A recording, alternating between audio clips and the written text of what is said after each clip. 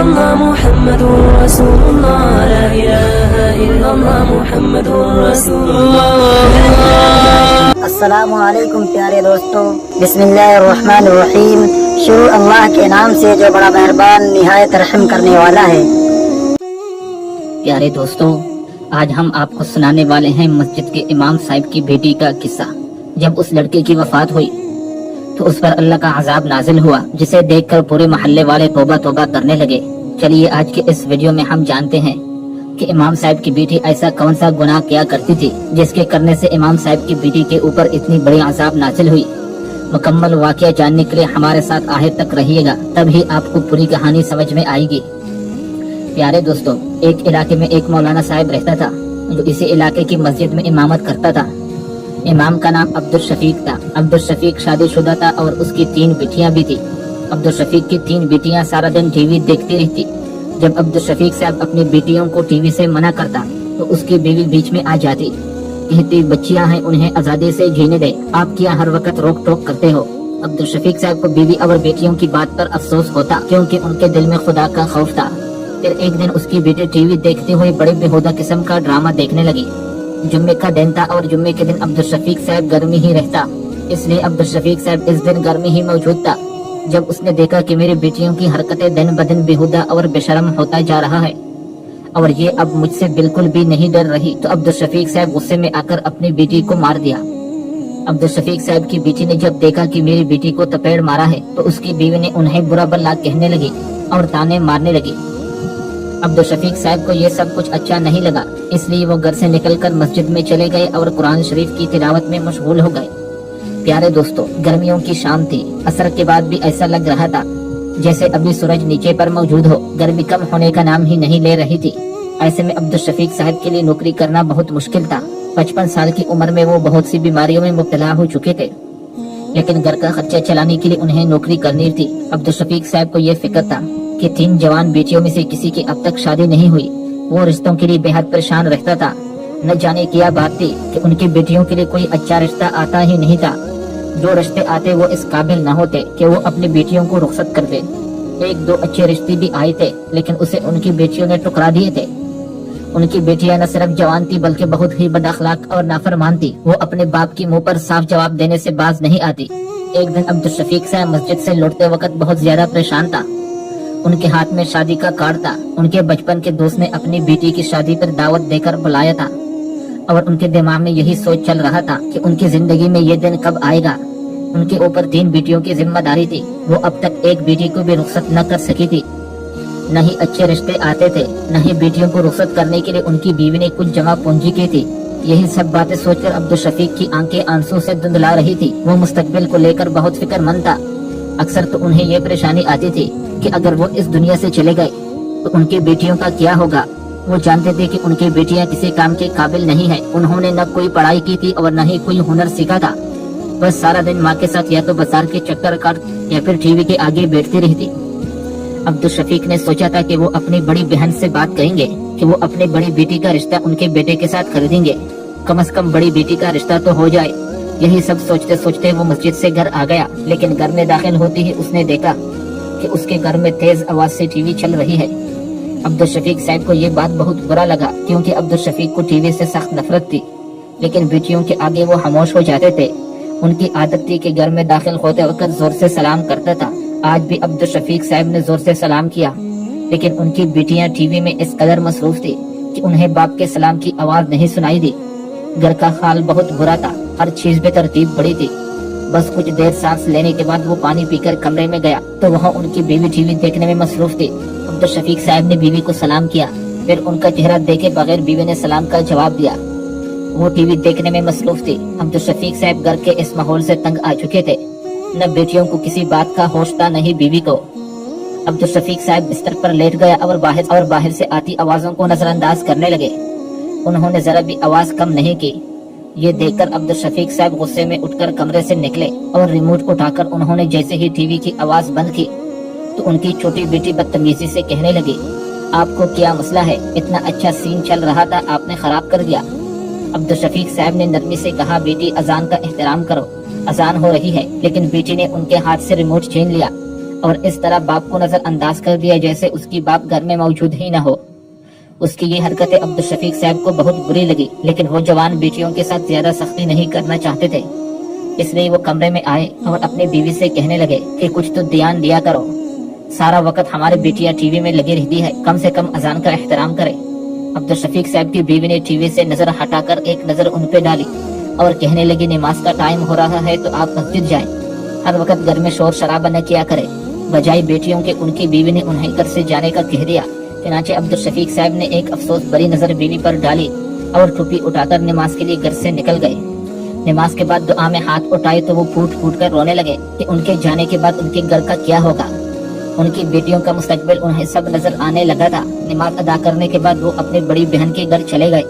وہاں جا کر روتے ہوئے انہوں نے بہن کے آگے فریاد کی کہ اس کی بہن اس کی بڑی بیٹی کا رشتہ لے لے، لیکن بڑی بہن نے صاف صاف کہہ دیا آپ کی بیٹیاں نہ پڑھی لکھی ہے، نہ ہی انہیں گھرداری آتی ہے، نہ ہی دیندار ہے، میں ایسے لڑکے کو کیسے اپنا لوں، مجھے اپنے گھر کا سکون برباد نہیں کرنا۔ ویسے تو ان کی بڑی بہن بہت اچھی تھی، لیکن اس کی بات اپنی جگہ ٹھیک تھی، اس لیے عبدالشفیق صاحب خاموش ہو کر واپس لوٹ آئے۔ رات کے 11 بجے وہ سونے کے لیے لیٹے، تب بھی گھر میں ٹی وی کی آواز پورے زور سے گونج رہی تھی، اور پھر اسی رات 1 بجے تک وہ کچی پکی نیند میں کروٹیں بدلتے رہے، لیکن ٹی وی کی آواز کم نہ ہوئی۔ ان کی بیٹیاں ساری رات جاگتی اور آدھا دن سوتی رہتی۔ یہی وہ باتیں تھی شاید جن کی وجہ سے کوئی بھی عبدالشفیق صاحب کی بیٹیوں کا رشتہ لے کر نہیں آتا تھا۔ چنانچہ اگلی صبح صاحب کی آنکھیں کھلی تو انہیں شدید بخار تھا، مجبوراً انہوں نے اس دن چھٹی کر لی۔ آدھا دن تک گھر میں سناٹا رہا کیونکہ ان کی بیٹیاں سو رہی تھی، لیکن جب وہ ظہر کی نماز کے لیے بھی نہیں اٹھی، انہوں نے اپنے بیوی سے کہا کہ تمہاری کوئی بھی بیٹی ابھی تک نہیں اٹھی، تم بیٹیوں کو تمیز کیوں نہیں سکھاتی؟ ساری رات جاگتی ہے اور آدھی دن سوتی رہتی ہے، کون سا طریقہ ہے؟ میں بیٹیوں کی شادی کو لے کر پریشان ہوں، تم کو کچھ فرق نہیں پڑ رہا، تم نے بھی کوئی جمع پونجی اکٹھی نہیں کی ہے، ہماری بیٹیوں کا کیا بنے گا؟ عبدالشفیق صاحب کی بیٹی نے ایک بری نظر ان پر ڈالی اور کہنے لگی ہماری بچیاں آپ پر بوجھ نہیں ہیں، اور آج کل کے دور میں ہر گھر میں یہ روٹین ہوتی ہے، پتہ نہیں آپ کیوں چھوٹی چھوٹی باتوں پر اتنا شور کرتے ہو، جا کر آرام سے سو جاؤ، آپ کو میں کمرے میں ہی کھانا دوں گی، آپ گھر میں ہیں اس کا مطلب تو یہ نہیں ہے کہ آپ بچوں کے پیچھے ہی پڑ جائیں، انہیں آزادی سے ان کی زندگی جینے دے، کہ یہ سب آپ کو آپ کی بڑی بہن نے سکھائی ہے، کل آپ اس کے گھر گئے تھے، اب اگر آپ نے ہی ہمیں سنانا شروع کر دی ان کی اپنی بیٹیاں کیا کرتی پھرتی ہے، ان کی تو خبر نہیں میری بیٹیوں کو برا بلا کہتی ہے۔ ان کی بیوی نے الٹا انہیں برا بلا کہہ دیا اور پھر خاموش ہو گئے۔ وہ جانتے تھے کہ اگر زیادہ کہیں گے تو جھگڑا کڑا ہو جائے گا۔ ناظرین محترم، عبدالشفیق صاحب کے گھر کا سارا ماحول ان کی بیوی اور بیٹیوں نے خراب کیا تھا۔ ان کی بیٹی بجائے اپنی بیٹیوں کو سمجھانے کی ان کے فیور میں ہر وہ بات کہتی تھی۔ عبدالشفیق صاحب کی گھر کی حالت روز بروز بگڑتی جا رہی تھی۔ عبدالشفیق صاحب کی ماں زندہ تھی۔ عبدالشفیق صاحب کو یہ پتا تھا کہ ہمارا گھر کا سارا نظام ہماری ماں چلا رہی ہے۔ ان کی ماں کی طبیعت بہت زیادہ خراب ہونے لگی، اور ایک دن ایسا آیا کہ عبدالشفیق صاحب کی ماں کی طبیعت خراب ہو گئی اور آخر کار انتقال کر گئی، تو ان کی بیوی نے اور بھی کھل کر منمانی شروع کر دی، نہ بیٹیوں پر توجہ دیتی نہ ہی گھر کو۔ وہ کبھی کسی سہیلے کے گھر چلی جاتی، کبھی کسی کے، اور کبھی کسی سہیلے کو لے کر بازار کے لمبے چکر پر نکل جاتی، اور پیچھے سے عبدالشفیق دفتر کے ساتھ گھر بھی سنبھالتے، کیونکہ عبدالشفیق جوانی میں ایک دفتر میں کام کرتے تھے۔ وہ اپنے کمرے میں چلے گئے، باہر 3 بیٹیاں زور و شور سے گانے چلا کر بیٹھی تھی۔ اس نے کچھ بھی نہیں کہا، لیکن عصر کی اذان ہوئی اور گانے کی آواز کم نہ ہوئی تو وہ کمرے سے نکلے، اور یہ دیکھ کر ان کے قدموں تلے زمین نکل گئی۔ ان کی بڑی بہن تیز آواز میں گانے چلا کر کسی بیہودہ قسم کے گانے پر بیہودہ حرکتیں کر رہی تھی۔ جوان بیٹی کو ایسا دیکھ کر وہ شرم سے زمین میں کھڑے تھے۔ آگے بڑھ کر انہوں نے ٹی وی بند کر دیا اور غصے سے کہنے لگا، یہ میرا گھر ہے، کوئی طوائف خانہ نہیں، تم تینوں کو شرم نہیں آتی؟ یہ سننا تھا کہ بڑی بیٹی بدتمیزی سے بھولی جا کر مسجد میں بیٹھ جائے۔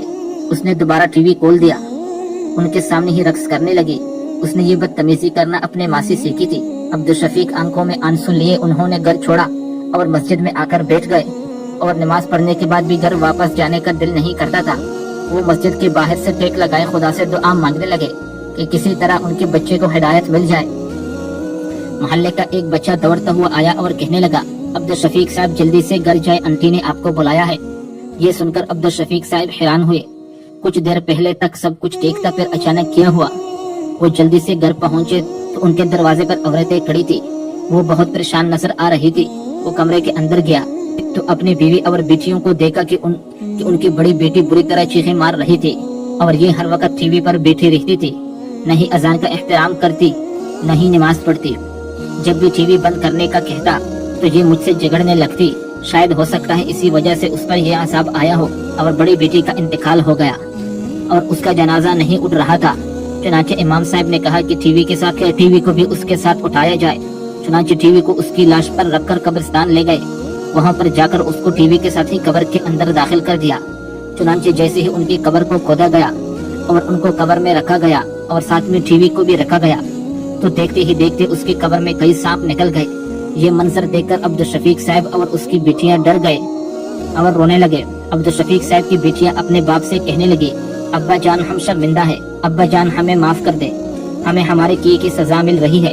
न कभी हमने अजान का एहतराम किया, न ही आपकी बात मानी, इसलिए ये सब कुछ हुआ। चुनांचे फिर जैसे तैसे करके रिश्तेदारों ने उसकी कब्र पर मिट्टी डाल दी और उसको दफनाकर घर वापस आ गए। लेकिन अब्दुल शफीक साहब और उसकी बेटियां ये मंजर कभी नहीं भूल पा रहे थे। वो खौफ के मारे रो रहे थे और रो रो कर अल्लाह ताला से दुआ कर रहे थे कि या अल्लाह हमें माफ कर दे। इस मंजर को देखकर अब्दुल शफीक साहब की बीवी और उनकी 2 छोटी बेटियां हिदायत पर आ गई। उन्होंने बाकायदा नमाज पढ़ना शुरू कर दी और तिलावत कुरान पाक पढ़ना भी शुरू कर दी। वो शफीक साहब का बहुत एहतराम करने लगी, उनकी हर बात मानती और पर्दा भी करती। लेकिन अब्दुल शफीक साहब अपनी बड़ी बेटी के लिए बहुत परेशान था, उनकी मगफिरत के लिए दुआ कर रहे थे। और अब्दुल शफीक साहब का कहना है कि अपनी बड़ी बेटी की मगफिरत के लिए दुआ करता रहूंगा और जो कोई शख्स ये वाकया सुन रहा है उससे भी यही इल्तिजा करूंगा कि वो मेरी बड़ी बेटी के लिए दुआएं मगफिरत करे। हो सकता है अल्लाह ताला किसी की दुआ की बदौलत उनकी मगफिरत फरमा दे और अल्लाह ताला इससे ये जवाब को टाल दे। अल्लाह ताला से दुआ है कि अल्लाह ताला हमें अजान का एहतराम करने, तिलावत कुरान पाक पढ़ने और हमारे माओ बहनों को पर्दा करने की तौफीक अता फरमाए। अल्लाह ताला हमें नेक अमाल करने और गुनाहों से बचाए।